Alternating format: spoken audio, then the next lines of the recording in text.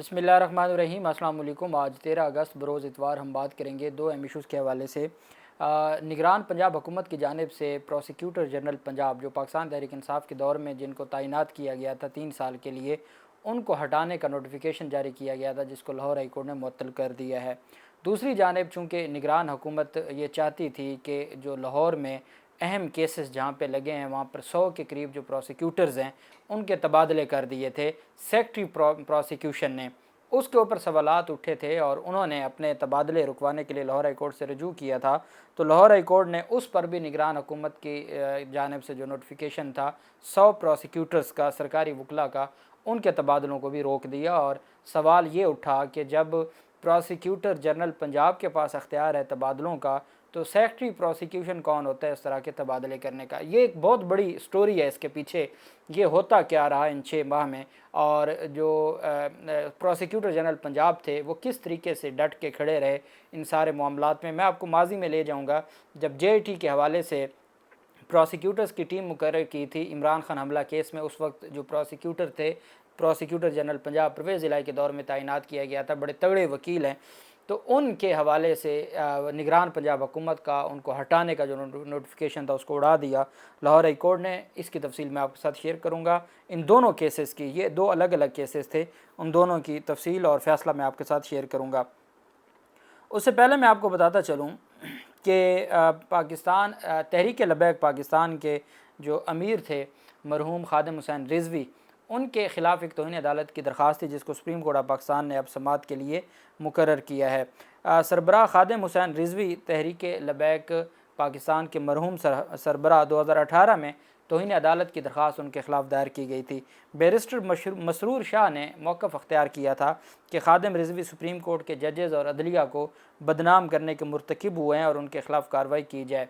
अब अजब बात यह है कि खादिम रिजवी का इंतकाल हो गया और उनके जो दरख्वास्त गुजार बैरिस्टर मसरूर शाह थे, दोनों का इंतकाल हुए 2 साल का वक्त गुजर चुका है और ये दरख्वास्त अब समाअत के लिए मुकर्रर हुई है। सुप्रीम कोर्ट के सीनियर जज जस्टिस जमाल मंदोखेल की सरबराही में 2 रुकनी बेंच 15 अगस्त को इस दरख्वास्त की समाअत करेगा।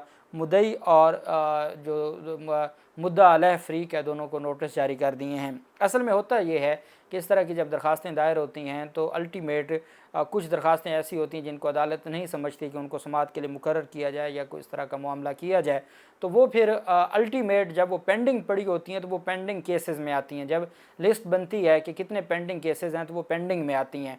इस वजह से अदालत की ज़िम्मेदारी बनती है कि वो उन केसों को निपटाए। अब निपटाने के लिए अल्टीमेट फ़रीक़ैन को नोटिस जारी करना पड़ता है। अब ये बात जजेस को भी पता है, ये सुप्रीम कोर्ट को भी पता है कि जो मुद्दई है और मुद्दा अलह दोनों की डेथ हो चुकी है, लेकिन चूँकि एक फॉर्मेलिटी पूरी करनी पड़ती है और इस तरह के जो केसेस हैं उनको निपटाना पड़ता है, इस वजह से इन केसेस को छुट्टियों में मुकर्रर करके, तमाम जो पुराने केसेस हैं उनको छुट्टियों में मुकर्रर करके सुप्रीम कोर्ट ऑफ पाकिस्तान हर सूरत उसको निपटा रही है। और अब देखना यह है कि इस पर TLP की जानिब से कौन से वकला पेश होते हैं। और चूँकि अल्टीमेटली तौहीन अदालत के हवाले से आप जानते हैं बड़े सख्त, ये उन दिनों की बात है जब धरना हुआ था और फिर वो धरना जजमेंट काजी फजीसा ने लिखी थी और जिस वक्त वो पैसे तकसीम किए गए थे तो बड़े सख्त अल्फाज उस वक्त के जजेस के हवाले से मरहूम खादिम रिजवी ने अदा किए थे, जिसकी वजह से फिर ये सारा मामला शुरू हुआ।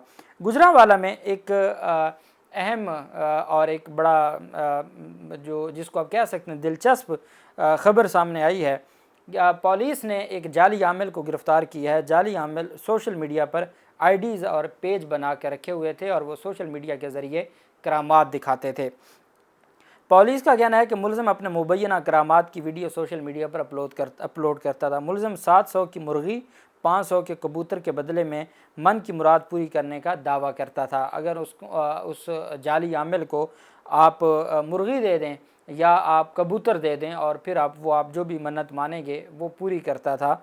ये मुबैना तौर पर जाली जो पीर, आप जानते हैं कि हमारे मुल्क में जो असल तसव्वुफ़ था वो तो बस जो साहिब मज़ार हैं वही था। उसके बाद तो बहुत कम लोग ऐसे रह गए जो तसव्वुफ़ को समझते हों या तसव्वुफ़ में जो शरीयत के मुताबिक चलना है उस पर चलते हों। तो फिर क्या हुआ कि वो जाली जो पीर और जाली आमिल और इन्होंने एक रोज़गार बना लिया, انہوں نے اپنی دکانیں بنا لیں اور پھر دکانیں چلانا شروع کر دیں، جس کی وجہ سے جو اصل کنسیپٹ تھا ہماری نوجوان نسل میں، جو تصوف کا اصل کنسیپٹ تھا، وہ بدقسمتی سے آ ہی نہیں سکا، جس کے بارے میں علامہ محمد اقبال فرما کے گئے، جس کے بارے میں مولا روم کے نے مثنوی شریف لکھی، یا حضور داتا صاحب نے جو کلام لکھے، تو وہ اس وجہ سے مات پڑ گیا کہ جو جعلی پیر تھے اور جعلی عامل، انہوں نے اس تصوف کو اور جو اس طرح کی جو چیزیں ہیں اس کو اتنا بدنام کر دیا کہ جس کے بعد نوجوان نسل کا ویسے ہی دل اٹھ گیا اور نوجوان نسل اب ان چیزوں پر اعتماد نہیں کرتی۔ اب ہم آ جاتے ہیں لاہور ہائی کورٹ کے اس فیصلے کی جانب۔ میں آپ کو ایک بتا دوں کہ جب پرویز الہی کی حکومت گئی اور نگران پنجاب حکومت آئی تو سب سے پہلا کام کیا گیا، احمد اویس صاحب سینئر ایڈوکیٹ ہیں سپریم کورٹ آف پاکستان کے، احمد اویس صاحب ایڈوکیٹ جنرل پنجاب تھے، ان کو ہٹایا گیا۔ ایڈوکیٹ جنرل پنجاب کے عہدے سے ان کو جب ہٹایا گیا تو انہوں نے لاہور ہائی کورٹ سے رجوع کیا۔ لاہور ہائی کورٹ نے کہا بھی نگران حکومت کے پاس کہاں سے یہ اختیار آ گیا، اور 100 کے قریب ایڈیشنل ایڈوکیٹ جنرل پنجاب اور اسسٹنٹ ایڈوکیٹ جنرل پنجاب کو ہٹایا گیا تھا، جن کا کیس آج بھی سپریم کورٹ میں پینڈنگ پڑا ہے اور میرے خیال میں اگلے ہفتے کے لیے وہ مقرر بھی ہے۔ اب ہوا یہ کہ وہ جسٹس جواد حسن صاحب کے پاس تھا یا جسٹس عاصم حفیظ صاحب کے پاس تھا، ان دو معزز ججز میں سے کسی ایک جج کے پاس تھا جنہوں نے سٹے دیا۔ اس کے بعد ایک 5 رکنی بینچ بن گیا علی باقر نجفی صاحب کی سربراہی میں کہ نگران حکومت جو تعیناتیاں کر رہی ہے یا نگران حکومت جو اس طرح کے معاملات کر رہی ہے، کیا اس کے پاس اختیار ہے بھی؟ یہ میں اوائل کی بات کر رہا ہوں، جب نگران حکومت آئی تھی، جب یہ نہیں پتہ تھا کہ یہ ہمارے سر پر مسلط ہی رہے گی۔ علی باقر نجفی صاحب نے بڑا دلچسپ سا فیصلہ دیا اس بینچ نے۔ انہوں نے کہا کہ جو حمزہ شہباز کے دور میں ایڈوکیٹ جنرل تھے وہ بھی نہ ہوں، اور جو اسسٹنٹ ایڈوکیٹ جنرل اور جو پرویز الہی کے دور میں تھے وہ بھی نہ ہوں۔ اب آگے تھا تو پی ڈی ایم کے ہاتھ میں، پی ڈی ایم اگر مسلم لیگ نون کے یا پی ڈی ایم سے جڑے 500 وکیل ہے اور 100 پہلے حمزہ شہباز کے دور میں رہ چکا تھا سرکاری عہدوں پر، تو انہوں نے کیا کیا، ان 100 کو چھوڑ کے باقیوں کو انہوں نے تعینات کر دیا۔ تو وہ تعیناتی پھر بھی وہی ہوئی جو ان کے پاس اختیار تھا، اور جو ایک آئینی وزیر اعلیٰ، اب حمزہ شہباز غیر آئینی وزیر اعلیٰ رہے تھے جس کو سپریم کورٹ نے غیر آئینی وزیر اعلیٰ قرار دیا، لیکن وہ ایک پنچایتی فیصلہ آ گیا کہ جی نہ اس کے ہوں نہ اس کے ہوں، نئے اب وہ نئے کون سے تھے؟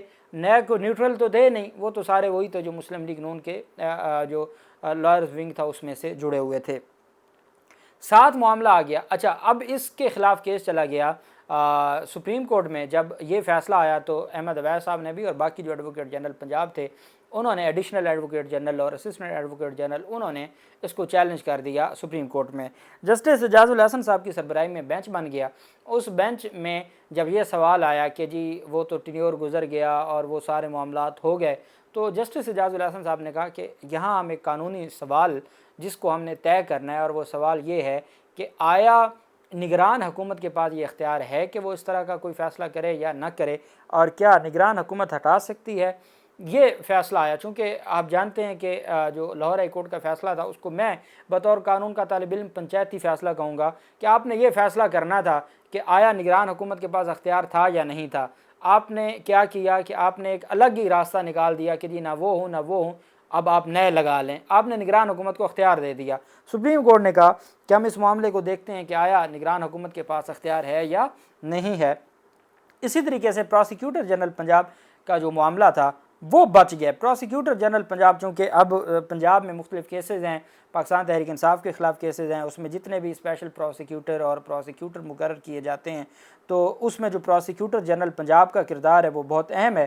تو اس معاملے پر چودھری خلیق الزمان، یہ پراسیکیوٹر جنرل پنجاب ہیں، یہ وہی ہیں جنہوں نے ایک مقرر کیا تھا special team J I T, جو پاکستان تحریک انصاف کے چیئرمین عمران خان پر حملہ ہوا تھا، تو وہ جے آئی ٹی آئی تھی اور اس جے آئی ٹی نے پھر ساری جو چیزیں تھیں وہ سامنے رکھی تھیں، اور انہوں نے اس کیس کو لڑنے کے لیے بھی اسپیشل پراسیکیوٹر مقرر کیے تھے، اور پھر انہوں نے ہی جے آئی ٹی کے حوالے سے ان کے خلاف کارروائی کا کہا تھا۔ جو جے آئی ٹی کے ممبران، 2 ممبران ایسے تھے جو گئے ہی نہیں تھے موقع پر، اور تفتیش میں انہوں نے کوئی کوشش ہی نہیں کی تھی، سینئر پولیس افسران تھے، ان کے خلاف کارروائی کا کہا تھا۔ لاہور ہائی کورٹ میں حکومت پنجاب کی جانب سے پراسیکیوٹر جنرل پنجاب کو کام سے روکنے سے متعلق کیس کی سماعت ہوئی۔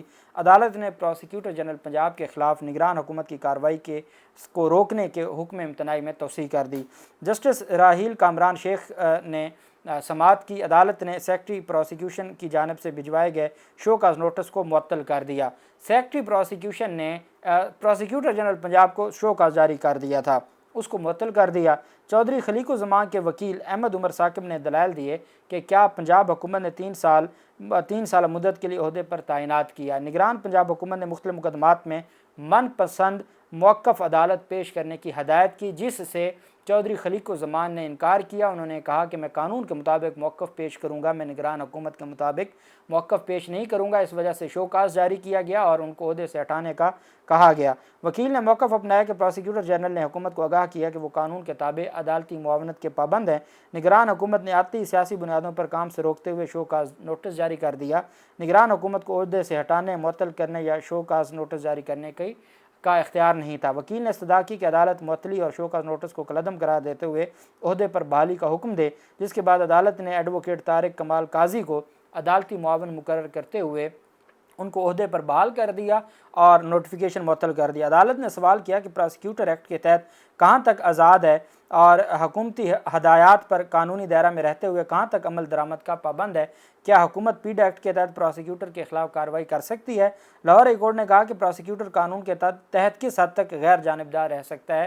کیا نگران حکومت پروسیکیوٹر کے خلاف اقدامات لے سکتی ہے؟ ان سارے سوالات کا جواب مانگتے ہوئے نوٹس جاری کر دیے ہیں اور ساتھ ان کو عہدے پر بحال کر دیا ہے اور ساتھ عدالت نے شو کاز نوٹس کو معطل کر دیا ہے۔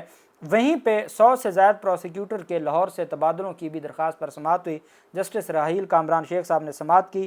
رخسانہ یاسمین سمیت دیگر پروسیکیوٹر کی درخواستوں پر سماعت ہوئی۔ جسٹس راحیل کامران شیخ نے 100 سے زائد پروسیکیوٹر کے تبادلوں کا نوٹیفیکیشن آئندہ سماعت تک معطل کر دیا۔ عدالت نے آئندہ سماعت پر ایڈوکیٹ جنرل پنجاب کو نوٹس جاری کرتے ہوئے جواب طلب کر لیا۔ درخواست گزاروں کے مطابق سیکرٹری پروسیکیوشن کو تبادلے کا اختیار نہیں تھا۔ درخواست گزاروں کے مطابق تبادلوں کا اختیار پروسیکیوٹر جنرل پنجاب کے پاس تھا، تو عدالت نے 15 اگست تک پنجاب حکومت سے جواب طلب کرتے ہوئے 100 سے زائد پروسیکیوٹرز کا بھی جو سرکاری وکلاء کی جو تبادلے تھے نگران حکومت کی جانب سے اس کو بھی روک دیا اور معطل کر دیا۔ یہ لاہور ہائی کورٹ کی جانب سے تحریری فیصلہ سامنے آیا ہے، جس کی تفصیل میں نے آپ کے ساتھ شیئر کی ہے۔ اللہ پاک پاکستان کا حامی و ناصر ہو۔ بہت شکریہ۔ اللہ حافظ۔ پاکستان زندہ باد۔